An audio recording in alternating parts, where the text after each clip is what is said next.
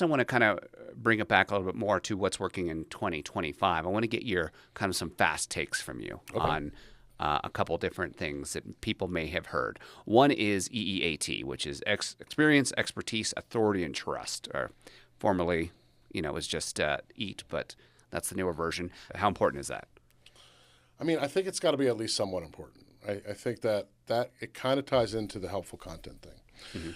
Who is going to create helpful content about a subject? Well, it's going to be somebody who's an expert in that realm.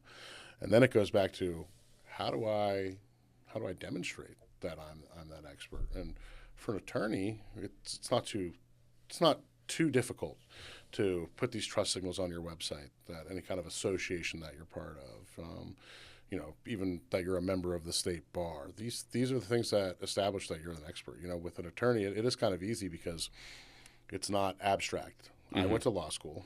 I got a degree in this. I'm probably in some kind of organization, some kind of recognition that I can share on my website to kind of back up what I'm saying. I think that part's easy for lawyers. I think that they're fortunate in that kind of way, that they have that expertise naturally built in. Yeah, exactly. And I think, because obviously if you're an attorney, you are speaking in lingo, and I'm thinking I'm doing it here already on this podcast. And I'm saying that out loud because I'm intending not to do it, but it ends up happening. I just it's definitely a problem. I do it too. Search lingo, so I'm trying to break that down and be easier. But it goes back to that discussion we were having earlier, like helpful content. If I'm injured in an accident, the content that I need probably needs to be written at an 8th grade level, like for anybody to understand very clearly. It's like with StoryBrand. If you confuse, you lose. No, absolutely. I still use readability checks. Oh, you do? Okay. If I'm going to do content myself, which is honestly pretty rare these days, but if I'm looking at or analyzing some content, I'll look at what the readability of that content is.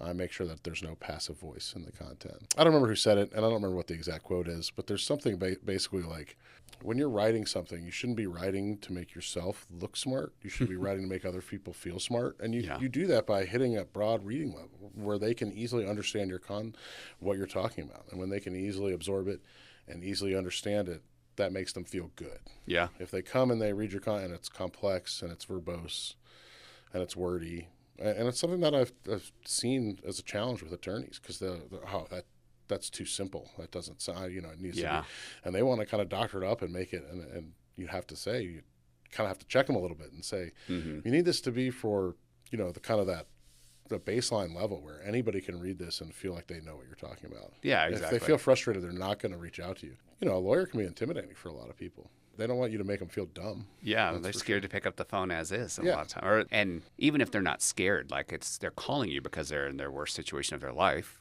That's why you need an attorney in most cases. So. Yeah, and you want to be serious, but you want to be approachable. Yeah, no, you're right. And it's funny though, because you said that, and it brought me back to when I was working with a firm in Southern California. The attorney, the managing partner, was just so hell-bent on basically producing, because he used to write for a big law school news review. And so he was in publishing and all that. And so everything we published had to be like, you have to have a 4-year degree to even know what this is. And it's like, no. Yeah, that's not the ideal content. Definitely. It definitely needs to be approachable. Fair enough.